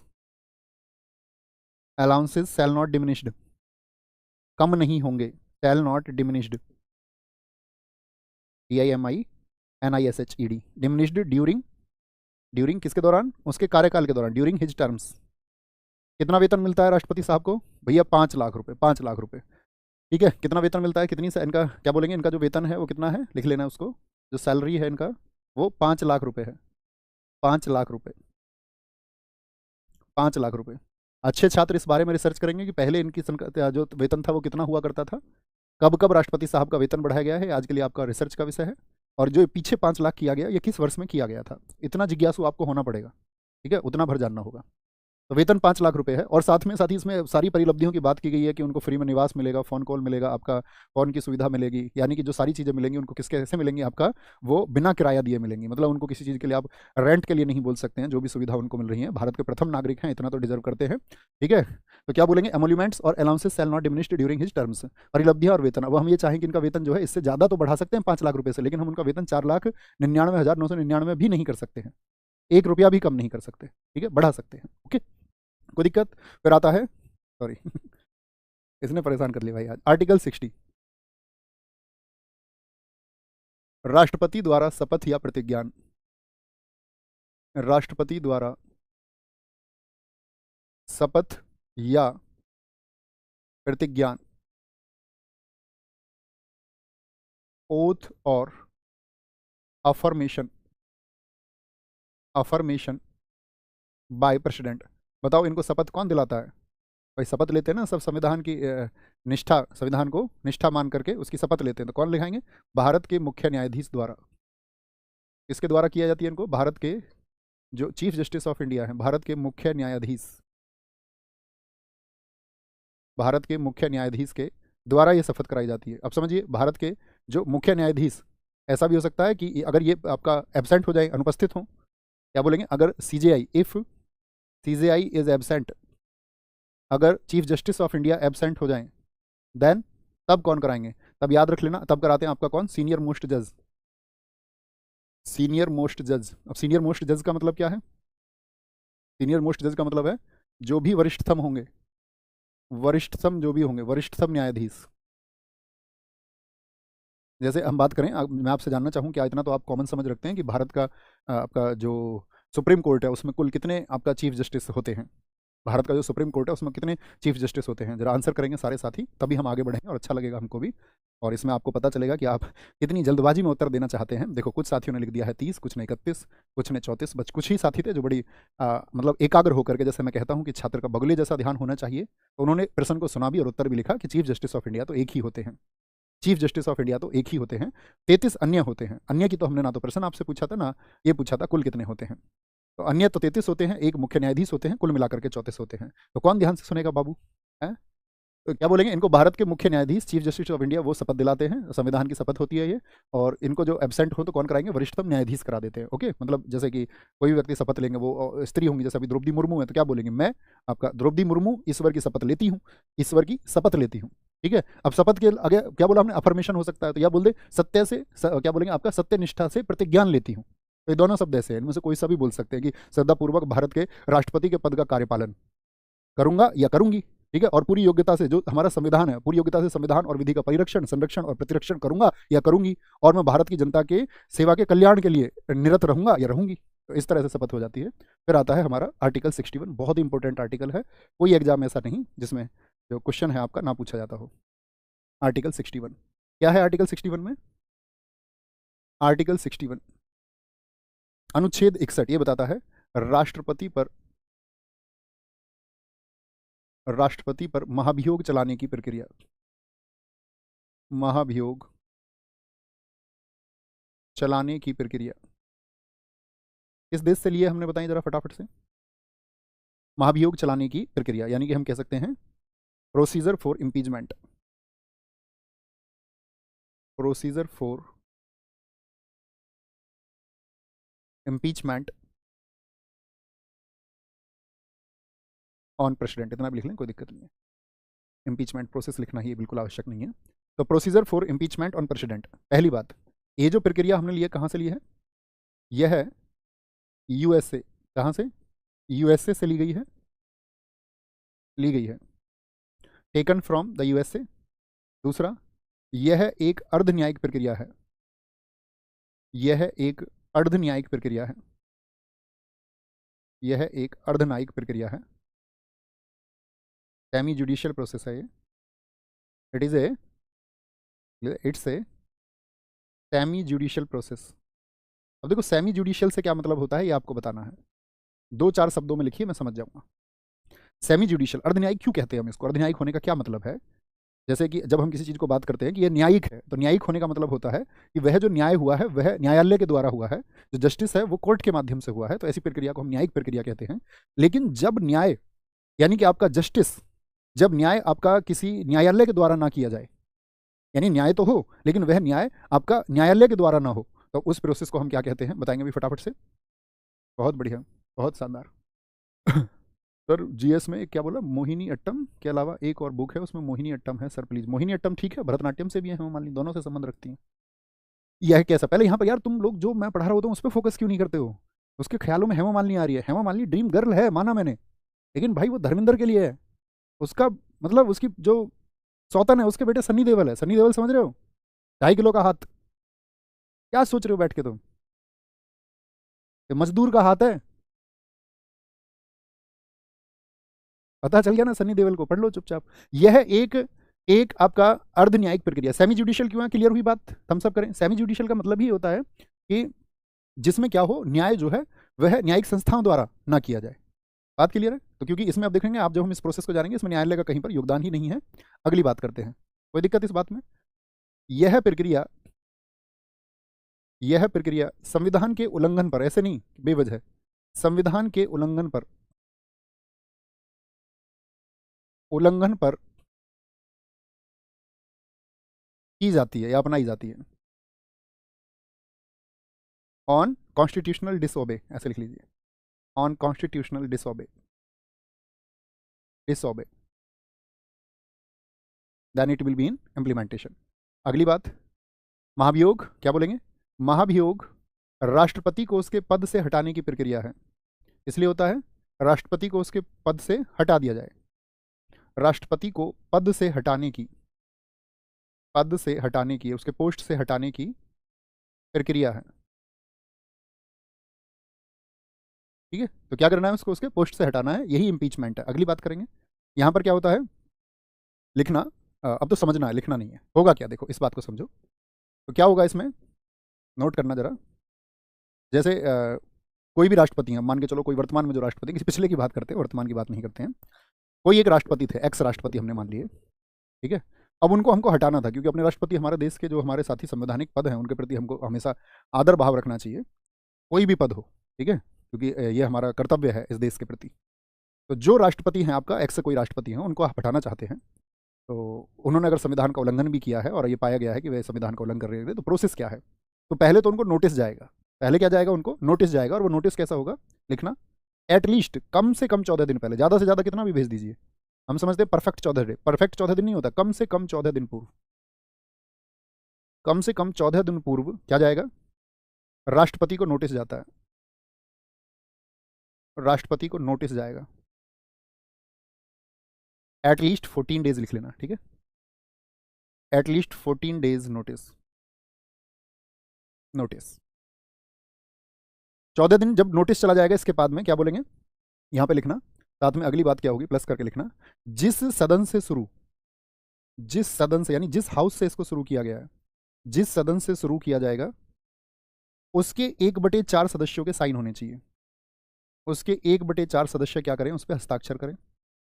सदस्य क्या करेंगे? उसको हस्ताक्षर करेंगे, उस पर साइन करेंगे। कोई दिक्कत? जिस सदन से, अब मैंने बोला फ्रॉम विच हाउस, तो जिस भी सदन से, तो ऐसी तो कोई बात नहीं की हमने यहाँ पर कि लोकसभा में ही जाएगा पहले या राज्यसभा में। तो यहाँ से आप क्या बात समझेंगे? कहीं किनारे पे लिखना, कहीं किनारे पे लिखना, यह प्रक्रिया किसी भी सदन से शुरू की जा सकती है, क्योंकि वो शब्दों में इसमें स्पष्ट नहीं है, आपको खुद ही लॉजिक लगाना है उसका। किसी भी सदन से, चाहे तो आप इसको लोकसभा से शुरू करें, चाहे आप इसको राज्यसभा से शुरू करें। बस आप अपने मन में एक इमेज मान लीजिए कि जहाँ से आप इसको शुरू करना चाह रहे हैं। जैसे हम लोकसभा मान लेते हैं कि लोकसभा से शुरू होता है, ठीक है? क्या बोलेंगे? जैसे हम मान लेते हैं लोकसभा से शुरू हुआ, तो लोकसभा के जो 1/4 सदस्य हैं, इसके सदन के, टोटल का मत समझ लेना कि पूरे सदन के, जिस सदन से शुरू हुआ उस सदन के, जैसे लोकसभा शुरू हुआ तो लोकसभा के 1/4 मेंबर्स जो है वो साइन करके देंगे, ठीक है? हस्ताक्षर करके देंगे। और फिर क्या होगा? इसी प्रोसेस से यहाँ से क्या होगा? हस्ताक्षर हो जाएगा, और फिर इसके, इस सदन के 2/3 सदस्यों द्वारा इसको पारित किया जाएगा। इस सदन के 2/3, 2/3 ऑफ मेंबर सदस्य क्या कर देंगे? इसको पारित करेंगे, पास कर देंगे। लिख लेंगे, passed by the 2/3 member of that house. इन्होंने इसको पास कर दिया। अब कहाँ जाएगा? अब दूसरे सदन में जाएगा। अब कहाँ जाएगा ये? दूसरे सदन में। तो दूसरे सदन में क्यों भेज रहे हैं अब इसको? दूसरे सदन में होती है इन्वेस्टिगेशन। दूसरे सदन में अन्वेषण होगा, अन्वेषण, अन्वेषण अर्थात इन्वेस्टिगेशन होगी, इन्वेस्टिगेशन होगा, इन्वेस्टिगेशन होगा। मान के चलो यहाँ पे हमने शुरू किया था लोकसभा से, तो अब इन्वेस्टिगेशन किस में होगा? जरा नाम लिखिए, मैं समझ पाऊंगा कि आप समझ पा रहे हैं मेरी बात को। तो दूसरे सदन में जाएगा, दूसरा सदन इसकी जांच करेगा कि ये 1/14 सदस्यों द्वारा हस्ताक्षर किया गया, 2/3 सदस्यों द्वारा ये पारित हुआ, और ये इस प्रोसेस को आगे बढ़ाएंगे। और यहाँ भी एक स्पेशल मेजोरिटी आएगी, 2/3 बहुमत, इसी को बोलते हैं 2/3 बहुमत से, 2/3 बहुमत पारित होगा। और लोकसभा में भी पारित हो चुका, वहाँ भी पास हो गया। तो यहाँ भी लिखेंगे, passed by the 2/3 majority of that house, passed by the 2/3 majority of that house, जिस भी सदन में आप हैं। और जैसे ही यहाँ से पारित हो गया, तो इसमें पारित होते समय क्या होगा? आपका जो दूसरा सदन में कार्रवाई चल रही होगी, तो वहाँ पर राष्ट्रपति साहब अपना पक्ष रख सकते हैं। उनके पास ये अथॉरिटी है, राइट है कि वो यहाँ पर जाकर के अपना पक्ष रख सकते हैं। तो जब दूसरा सदन होगा, वहाँ पर क्या होगा? राष्ट्रपति अपना पक्ष रखेंगे, राष्ट्रपति अपना पक्ष रख सकते हैं। इसको लिखना, राष्ट्रपति अपना पक्ष रख सकते हैं। यानी कि president have the right to appear, president have the right to appear, यहाँ पर वो उपस्थित होने का, यहाँ पर अपनी बात रखने का, क्या बोलेंगे? उनको पक्ष है। लेकिन मान के चलो यहाँ पर उन्होंने अपनी बात रखी और सुनी गई और 2/3 से यहाँ भी पारित हुआ, तो जिस भी डेट को ये पास होगा, उसी डेट को क्या है? राष्ट्रपति साहब अपने पद से हट जाएंगे। बात क्लियर है? हम सब करके बताएं, जिस दिन ये पारित हो जाएगा उसी डेट को राष्ट्रपति साहब क्या होगा? अपने पद से हट जाएंगे, ठीक है? हट जाएंगे। बात क्लियर है? तो ये हुआ महाभियोग। तो मुझे बताइए, महाभियोग कहाँ से शुरू हुआ? किसी भी सदन से, आप चाहे लोकसभा शुरू करें चाहे राज्यसभा से। अब मान के चलो आपने इसको राज्यसभा से शुरू कर दिया यहाँ पर, तो दोबारा कहाँ पर जाएगा? लोकसभा में। तो जब हम इसको, मेरा स्टेटमेंट सुनिए, जब हम इस महाभियोग की प्रक्रिया को राज्यसभा से शुरू कर रहे हैं, तो राष्ट्रपति साहब अपना पक्ष जो है किस सदन में रखेंगे? जब हम इसको राज्यसभा से शुरू कर रहे हैं, तो आप क्या कहेंगे? लोकसभा में। लेकिन मैं आपसे कहूं, जब हम इसको लोकसभा में शुरू कर रहे हैं, तो राष्ट्रपति साहब अपना पक्ष कहाँ रखेंगे? तो आप कहेंगे भैया राज्यसभा में, अपर हाउस में। लोअर हाउस से शुरू करें तो अपर हाउस में, अपर हाउस से शुरू करें तो लोअर हाउस में। शुरू कहीं से भी कर सकते हैं, ऐसी कोई बाउंडेशन नहीं है कि सिर्फ इसी हाउस से शुरू होगा। ओके, कोई दिक्कत, कोई परेशानी? यहाँ तक की बात में किसी भी मेरे साथी को कोई परेशानी बताएंगे? ओके भैया, कोई परेशानी नहीं है। फिर आता है, अरे भैया, फिर आता है आपका आर्टिकल 62। अब राष्ट्रपति साहब तो हट गए, हट चुके हैं ना, वो कुछ भी कारण हो सकते हैं ना राष्ट्रपति साहब के हटने के, मृत्यु हो सकती है, त्यागपत्र हो सकता है, तो वहीं पर फिर आर्टिकल 62 आता है। नोट करना है इसको, क्या बोलेंगे? रिक्ति को भरने के लिए निर्वाचन का समय, रिक्ति को भरने के लिए निर्वाचन का समय। ये बात कहाँ पर की गई है?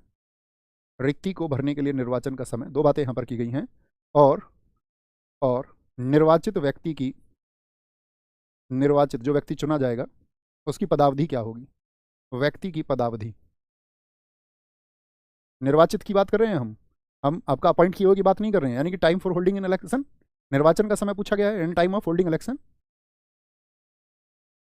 Time of holding election to fill to fill to fill रिक्ति को लिखेंगे, टू फिल द वैकेंसी। अब ये तो आप समझ गए होंगे हम किस वैकेंसी की बात कर रहे हैं, राष्ट्रपति साहब की रिक्ति की बात कर रहे हैं, जो रिक्त हो चुका है, अभी हमने उनको हटा दिया। और रिक्ति के कारण आप लिख लीजिए ना, तो और स्पष्ट होगा, जैसे कि मृत्यु हो सकती है, वो आपका डेथ भी हो सकती है, वो रिजाइन भी कर सकते हैं, त्याग पत्र भी दे सकते हैं, त्याग पत्र, या फिर उनको ऐसा भी हो सकता है कि इम्पीचमेंट के थ्रू पद से हटा दिया गया हो।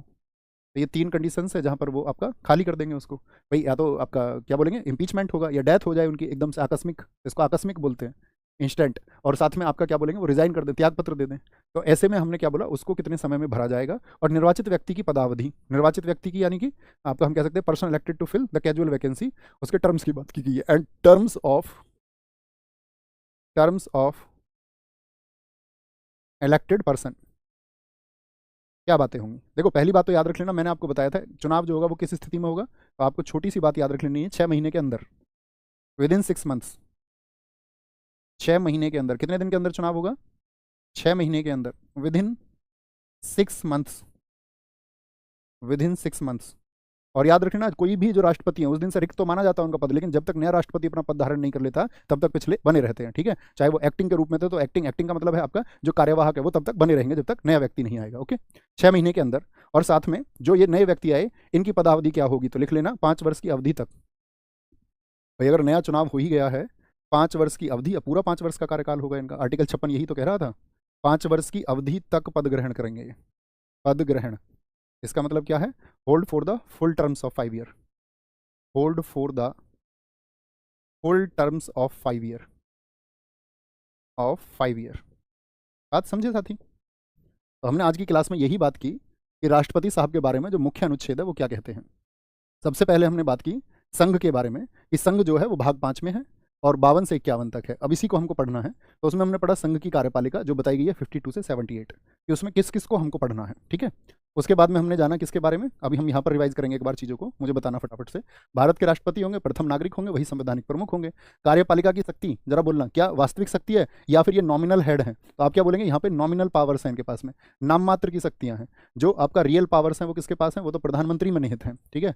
इलेक्शन होगा, इलेक्शन में कौन भाग लेंगे, तो मैंने बताया आपको कि जो हमारे दोनों सदन है, यानी कि आपका जो संसद के दोनों सदन है उनके निर्वाचित सदस्य, और राज्य या केंद्र शासित प्रदेशों की विधानसभाओं के सदस्य, यानी कि जो लेजिस्लेटिव असेंबलीज हैं, और साथ में आपका जो हमारा आपका पार्लियामेंट के हाउसेज हैं उनके इलेक्टेड मेंबर्स भाग लेते हैं, ठीक है। विधानसभाओं में हमने बात करी किसकी, दिल्ली की, पुडुचेरी की और जम्मू कश्मीर की विधानसभा। कोटा निर्वाचन की रीति क्या होगी, ये मैंने आपको बता दिया कि एकल संक्रमणीय मत होगा। इसके लिए हम पूरी क्लास लगाएंगे, जिसमें हमको मतलब उस क्लास में क्या होगा, हम सिलेबस से अलग करके लगाएंगे उसको, क्योंकि आपका या आपके सिलेबस से उसका कोई लेना देना भी नहीं है ना, लेकिन उसको हम करेंगे जरूर, ताकि आप, मैं ये मानूंगा कि कभी भी आप खुद को कमजोर ना समझें कि आप कोई परीक्षा बड़ी नहीं दे सकते। बहुत औसत छात्रों ने बहुत अच्छे एग्जाम्स निकाले हैं, जरूरत होती है सिर्फ हौसले और जुनून की, वो आपके अंदर होगा तो आप भी देंगे। कार्यकाल, लेकिन हम सबका नियम यही है, चाहे मैं हूं या आप हूं, हम सबसे गलतियां होंगी, हम सबको सीखते हुए आगे बढ़ना है, लेकिन हमको आगे बढ़ते जाना है। कार्यकाल कितने दिन का होता है भैया, 5 वर्ष का। रीइलेक्ट हो सकते हैं, मैंने कौन बताया, रीइलेक्ट होने वाले कौन थे, राजेंद्र प्रसाद जी थे। क्वालिफिकेशंस क्या बता दी मैंने आपको, लोकसभा का सदस्य बनने की योग्यता रखता हो, 35 वर्ष आयु बता दी, लाभ के पद पर ना हो। दशाएं क्या बता दी मैंने आपको, कि अन्य कोई लाभ का पद धारण नहीं करेगा, ठीक है। लेकिन याद रख लेना, संसद या आपका जो विधानमंडल है, यानी कि पार्लियामेंट और जो लेजिस्लेचर है, उसके किसी भी अंग में वो नहीं शामिल होना चाहिए। Oath affirmation chief justice of India कराएंगे, ठीक है, वो नहीं है तो अन्य वरिष्ठतम कराएंगे। इंपीचमेंट किसी भी सदन से शुरू किया जा सकता है, जिस सदन में शुरू होगा उसके 1/4 लोग जो है वो साइन करेंगे और 2/3 मेजोरिटी से उसको पास करेंगे। फिर आपका नेक्स्ट हाउस में जाएगा, वहां पर भी 2/3 मेजोरिटी से पास होगा। प्रेसिडेंट वहां पर क्या कर सकते हैं, अपीयर हो सकते हैं, वो उनका अथॉरिटी है, राइट है। लेकिन अगर वहां भी 2/3 से वो अगर पारित हो गया तो फिर क्या हो जाएगा आपका, उनको उसी दिन से आपका जो टर्म्स है उनके खत्म मान लिए जाएंगे। रिक्ति के लिए 6 महीने में मैंने बताया चुनाव होंगे, विद इन 6 मंथ्स, और जो नए व्यक्ति को चुनाया जाएगा वो फिर से 5 वर्ष के लिए पात्र होगा। ठीक है भाई साहब, कोई दिक्कत, आंसर करने के लिए तैयार हैं, बताएंगे जी। देख लें जरा, देखो क्विज का है, मैं जो क्विज बता रहा था आपसे, क्विज में आपको बता रहा था वो देखेंगे तो क्विज देखेंगे, तो क्विज क्या है, आप जाएंगे ना रोजगार विदंकित एप्लीकेशन में जाएंगे, तो रोजगार विदंकित एप्लीकेशन में आपको लिखाएगा paid classes, free courses, free weekly test, और यहाँ पाएगा टेस्ट सीरीज। टेस्ट सीरीज पे जैसे ही आप क्लिक करोगे तो यहाँ पर एक टेस्ट सीरीज से नाम आएगा SSC फाउंडेशन नायक बैच। नायक बैच में आएगा जीके और मैथमेटिक्स। जीके पे आप जाएंगे, जितनी भी हमारी क्लास हुई हैं, जैसे कि पहले वीक में मंडे टू फ्राइडे हमारी क्लास होती है, तो इन 5 दिन में हम क्या पढ़ते हैं उसकी क्विज आती है। और इससे बेहतरीन कोई तरीका नहीं है। मैं आपको क्लास में भी टॉपिक को बताता हूँ, फिर ओवरऑल 5 दिन की क्विज आप लगा लेंगे, वो सब्जेक्ट आपका हमेशा के लिए तैयार हो जाएगा। तो ऐसे ही आपको इस वाले सैटरडे मिलेगी। कल फिर से बताऊंगा उन बच्चों को, क्योंकि मेरे पास बहुत सारे मैसेज थे, सर एक नेक्स्ट सब्जेक्ट की आप कह रहे थे, हाँ इसके बारे में भी आपके थोड़े से सजेशन चाहिए मुझे। तो नेक्स्ट सब्जेक्ट में हम शुरू करने वाले हैं आपका ज्योग्राफी। एक बार थम्स अप करें और तालियां बजा करके स्वागत किया करो किसी बात का। मैं सोच रहा हूँ आपका आरुषि मैम जो है, कल मैंने आपके कमेंट्स भी पढ़े बच्चों के सारे लोगों के, तो आरुषि मैम जो है आपका, वो आपका ज्योग्राफी को शुरू कर दें। तो इतने वो ज्योग्राफी बताएंगे, इधर पॉलिटी हमारा खत्म होगा, फिर आपका इसके बाद में एक आपका जो हिस्ट्री को मैं शुरू करूँ तो उस टाइम पर आपका इकोनॉमिक्स शुरू हो जाए, है ना, इकोनॉमिक्स शुरू हो जाए। तो ऐसे लगभग आपका, क्योंकि देखो जो फॉर्म है आपका वो एसएससी सीजीएल, सबसे पहले एसएससी का एग्जाम जो होगा वो सीजीएल का होगा, और सीजीएल का जो एग्जाम होगा वो आपका कब है, जो उसकी साथ ही फॉर्म की डेट है, मतलब एग्जाम की जो डेट दे रखी है उन्होंने, फॉर्म तो अप्रैल में है, फॉर्म तो अप्रैल में आ जाएंगे, लेकिन एग्जाम की डेट उन्होंने दे रखी है जून जुलाई, जून और जुलाई। तो उससे पहले जो है आपको आपकी तैयारी बहुत अच्छे से हो पाए, क्योंकि हमने जब शुरू किया था तो इसको पहले ही आपसे कहा था कि मैक्सिमम चीज़ें आपकी करने का प्रयास हम करते रहेंगे, है ना, और आगे बढ़ते रहेंगे। बाकी तो आप जानते ही हैं कि हमको इसको, आपने ये भी प्रॉमिस किया कि क्लासेस चाहे जो लगे ठीक है, हमको अच्छे से पढ़ना है एक बार, वन एंड ओनली, ओके। हाँ अब तो ठीक आई ना, अब ऐसे खुशी होती है, यही तो एनर्जी है हमारे और तुम्हारे बीच का रिलेशन, क्या है, यही ऊर्जा है जो अभी कमेंट सेक्शन में दिख रही है ना। ऐसे नहीं, अब देखो चॉइस से मत चला करो। अब तुम लोग जो है ना, ऑनलाइन बहुत अच्छा है, तुम उसको बवंडर बना देते हो। बवंडर कैसे बनाते हो, कोई एक टीचर दे दो तुमको मैथ को, अब सबको पता है ना, इनको भी कुछ बच्चे इनसे पढ़ना पसंद करते हैं, जी गुरुजी वो मैथ के वाले जो दे दोगे तुम्हें उससे सब्र नहीं होता, तुम्हें वो चाहिए जो नहीं है मौजूद। जैसे मान के चलो सब टीचर बैठ गए, कोई एक टीचर नहीं है, सर जी वो क्यों नहीं आए, अरे ये जो मौजूद है उस जीवन में उसका मजा लेना सीखो। बोले सर नहीं ये वाला सब्जेक्ट नहीं सर, ऐसा नहीं बोलते कि आपने जो सोचा होगा तो कुछ बच्चों के हित के लिए सोचा होगा, जैसे आप करें वही बेहतर है। कोई बोलेगा जी साइंस शुरू कर दो, कोई अपने हिसाब से बोलेगा जी इसमें एक काम करो गुरुजी कला विज्ञान की क्लास चला दो, कोई कुछ बोलेगा, कोई बोले इस टाइम पे स्पोर्ट्स क्यों ना एक क्रिकेट का मैच रख लिया जाए, इस दौरान क्यों ना कुश्ती कर ली जाए, तो तुम सबके इंटरेस्ट अलग है। कब मानोगे तुम, और ये शैतान कुछ ही है, और अपने इस भटकाव का कारण भी यही शैतान बनते हैं। शैतान समझते हो ना, नटखट। आगे बताएंगे, डेट एंड टाइम बताएंगे। अभी एक बार मैं मैम से बात कर लूँ, अभी बस सब्जेक्ट पे मैंने विचार किया, क्योंकि वो थोड़ा बड़ा सब्जेक्ट है, थोड़ा आपका जो है ना आप उसको कवर कर लेंगे। जैसे इकोनॉमिक्स है वो छोटा सब्जेक्ट है, छोटा सब्जेक्ट है, और आरुषि मैम बहुत शानदार पढ़ाती हैं ज्योग्राफी, ठीक है ना, उतने ही उत्साह उतनी एनर्जी से देखना, और चीज़ों के लिए प्रॉपर जैसे नोट्स बना रहे हो ना इस क्लास के, ऐसे उनकी क्लास के भी नोट्स बनाने हैं। आप क्लास पर रेगुलर तभी रह सकते हो, देखो आप खुद से प्रॉमिस करो, और आप ऐसे ही सोच रहे हो ना काम चला लूँ, आप रेगुलर रह ही नहीं सकते। रेगुलर रहने का एकमात्र सबसे अच्छा तरीका है कि आप खुद से प्रॉमिस करें मैं इस क्लास के नोट्स खुद हाथ से लिखूंगा, आप रेगुलर हो जाएंगे, आप खुद बदलाव देखोगे। बोलो भाई। केंद्रीय कार्यपालिका, जिसमें सेंट्रल एग्जीक्यूटिव को बताया गया 52 से 78। भारत के संविधान के किस अनुच्छेद के अंतर्गत राष्ट्रपति में संघ की कार्यपालिका शक्ति निहित होती है। कार्यपालिका की शक्ति, राष्ट्रपति का पद 52 में, 53 में कार्यपालिका की शक्ति, 54 में निर्वाचन को बताया गया है, किसको, निर्वाचन को। भारत के संविधान के अनुच्छेद 54 में 55 के प्रयोजन हेतु 70वां संविधान संशोधन 1992 के द्वारा भारत के राष्ट्रपति के चुनाव हेतु कौन से केंद्र शासित प्रदेशों को निर्वाचक मंडल में, यानी कि आपका इलेक्टोरल कॉलेज में साथ ही शामिल किया गया था। इलेक्टोरल कॉलेज में कौन कौन शामिल है बताएं। तो दिल्ली का राष्ट्रीय राजधानी क्षेत्र जो एनसीआर है वो शामिल है, हाँ जी दिल्ली राष्ट्रीय राजधानी क्षेत्र शामिल है, दिल्ली शामिल है। पुडुचेरी शामिल है, हाँ जी पुडुचेरी शामिल है, ये दो ही शामिल हुए थे, यानी कि भाई साहब ए और सी हो जाएगा, क्या हो जाएगा, ए और सी हो जाएगा। भारत के राष्ट्रपति के चुनाव के लिए निर्वाचक मंडल में कौन से सदस्य शामिल होते हैं, कौन से सदस्य होते हैं, संसद के दोनों सदनों के सदस्य, ऐसा नहीं बोल सकते जब तक निर्वाचित शब्द ना आए। संसद के दोनों सदनों के निर्वाचित सदस्य और राज्य विधानसभाओं के निर्वाचित सदस्य होते हैं, निर्वाचित सदस्य होते हैं, ओके। आगे आएंगे, निम्नलिखित में से कौन है जो भारत के राष्ट्रपति के चुनाव के लिए निर्वाचक मंडल में शामिल नहीं है, जो शामिल नहीं है। तो लोकसभा के निर्वाचित सदस्य ये शामिल है, हाँ जी। राज्यसभा के निर्वाचित सदस्य शामिल है, राज्य की विधानसभाओं के निर्वाचित सदस्य शामिल है, राज्य की विधान परिषदों के सदस्य होते हैं क्या, विधान परिषदों के तक कैसा भी सदस्य नहीं होता भैया, कैसा भी नहीं होता। राष्ट्रपति पद के नामांकन में प्रस्तावकों और अनुमेदकों की संख्या न्यूनतम कितनी होनी चाहिए, कम से कम, इससे ज़्यादा कितनी भी हो जाए तो 50-50 होते हैं, 50-50, ये सब कौन होते हैं, सांसद लोग होते हैं। इसीलिए तो कोई भी व्यक्ति आपका सड़क छाप आदमी राष्ट्रपति का चुनाव नहीं लड़ सकता। भैया 100 सांसद कहाँ से लाए अपने पक्ष में। आर्टिकल 52 से फिल इन द ब्लैंक में राष्ट्रपति की योग्यताओं, कार्यों और उनके कार्यकाल, चुनाव, पुनः चुनाव की विधि और महाभियोग सहित सबको बताया गया है। तो महाभियोग तो 61 में है, तो 61 तो इसका तो शामिल नहीं होगा, 50 से 60 में शामिल नहीं होगा, 50 से 55 में। महाभियोग की बात कर दी तो 61 तो कम से कम आएगा, तो 61 आ गया इसमें, ठीक है, 61 में, तो 52 से 62 सही हो गया। भारत के राष्ट्रपति का निर्वाचन करने में निम्नलिखित पद्धतियों में से किस एक का अनुसरण किया जाता है। कौन सी पद्धति इस्तेमाल होती है बताएंगे, कौन सा साथी आपका मेथड है जो यूज होता है। केवल आनुपातिक प्रतिनिधित्व, सिर्फ प्रोपोर्शनल रिप्रेजेंटेशन होता है, नहीं जी। केवल first past the post system क्या होता है, मैंने बताया इसमें जनता सीधी चुनाव में भागीदारी करती है। अनुपातिक प्रतिनिधित्व और एकल संक्रमणीय मत, अनुपातिक प्रतिनिधित्व और फर्स्ट पास्ट द पोस्टम, इसका कोई मतलब नहीं, सी ठीक हो जाएगा, अच्छा क्वेश्चन है।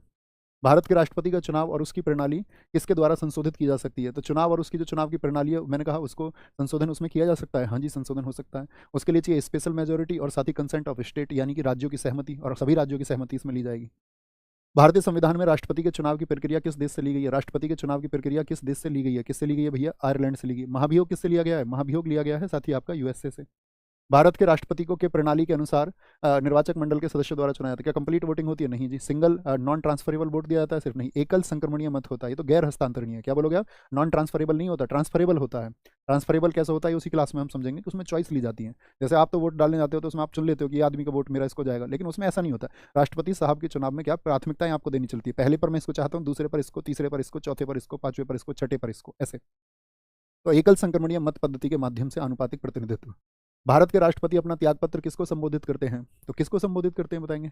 तो किसको देंगे त्यागपत्र? जो उनकी जगह पोस्ट पर आएंगे, उपराष्ट्रपति साहब को। भारतीय संविधान के अनुच्छेद 58 के अनुसार कोई भी व्यक्ति राष्ट्रपति के रूप में चुनाव के लिए पात्र नहीं होगा। इतनी एज की बात की गई है भैया, 35 ईयर। ठीक है, देखो जेई में पूछ रहा है 2024 में। जेई में अच्छे क्वेश्चन पूछे जाते हैं, याद रख लेना। ये तो आसान ही पूछा गया भैया। भारतीय संविधान का कौन सा अनुच्छेद राष्ट्रपति द्वारा शपथ या प्रतिज्ञान के बारे में बताता है? शपथ 60 में बताई गई है। भारत के राष्ट्रपति को पद की शपथ कौन दिलाता है? कौन दिलाएंगे भैया? चीफ जस्टिस ऑफ इंडिया दिलाएंगे। चीफ जस्टिस ऑफ इंडिया दिलाते हैं। निम्नलिखित में से अनुच्छेद के तहत महाभियोग के माध्यम से भारत के राष्ट्रपति को हटाने की प्रक्रिया निर्धारित की गई है। किसमें? 61 में बताई गई है। 61 में बताई गई है। अनुच्छेद 61 में दी गई प्रक्रिया के मुताबिक भारत के कितने राष्ट्रपतियों पर अब तक महाभियोग लगाया गया है? ये क्वेश्चन मुझे पूछना चाहिए था आपसे तब वहां पर, लेकिन हमने नहीं पूछा, हमारी गलती है। तो क्या बोलेंगे? महाभियोग लगाया गया है भैया, महाभियोग लगाया गया है, किसी पर भी नहीं। क्या बोलोगे? किसी पर भी महाभियोग नहीं लगाया गया है। बोलेंगे किसी पर भी नहीं लगा है। भारत के राष्ट्रपति के महाभियोग की प्रक्रिया क्या है? न्यायिक प्रक्रिया है, अर्ध न्यायिक, क्वासी जुडिशियल या सेमी जुडिशियल प्रोसेस है। तो क्वासी जुडिशियल क्यों बोलते हैं हम उसको? मैंने आपको बताया क्योंकि आपने कहीं पर उसमें न्यायालय का योगदान आया था। आप कहेंगे नहीं, ये तो लोकसभा और राज्यसभा ने ही आपका सारा का सारा कलेश निपटा दिया, तो इसमें तो आपका कोर्ट की जरूरत ही नहीं हुई, कोर्ट की जरूरत ही नहीं हुई। आगे आएंगे। भारत के राष्ट्रपति के महाभियोग की प्रक्रिया कहाँ शुरू की जा सकती है? कहाँ शुरू की जा सकती है? ये क्वेश्चन आपके लिए साथी होमवर्क है, और जो भी साथी बाद में देखें। और आज हमने एक सब्जेक्ट आपसे शुरू करने के लिए बोला, ज्योग्राफी, उसके लिए भी कुछ शब्द लिखना। ठीक है, आरडब्ल्यू जो इनिशिएटिव आपके लिए ले रहा है उसका साथी स्वागत करना। उम्मीद करूंगा आपका प्यार हमको हमेशा मिलेगा। तो ये होमवर्क है आप सब लोगों के लिए, आंसर जरूर लिखा करो दोस्त, वो एनर्जी का सोर्स है। ओके, ध्यान रखिए अपना बहुत सारा। मिलते हैं कल किस क्लास के साथ में? भारत के सभी राष्ट्रपतियों के बारे में एसएससी कौन कौन से क्वेश्चन पूछता है, कौन कौन से पूछ सकता है, एक्सपेक्टेड क्या है, क्या पूछा गया है, आप देखेंगे। ये हम कई बार तैयारी के दौरान एक ऐसा डेटा मिस करते हैं जिसको हम पढ़ते ही नहीं है, वही हमारे कम स्कोर का कारण होता है। हम बस चाहते हैं कि थोड़ा थोड़ा बेसिक बेसिक सा पढ़ लें, और फिर हम पहुंचते हैं कहाँ पर? 40% स्कोर पर, जिसको साथ ही बहुत सारे स्टूडेंट्स 80% भी करते हैं और करके दिखाया है। एक ने नहीं, सैकड़ों छात्रों ने करके दिखाया है। उम्मीद करूंगा आप मेहनत करेंगे, आप भी उनमें से एक होंगे। थैंक यू, टेक केयर, जय हिंद, जय भारत, नमस्ते।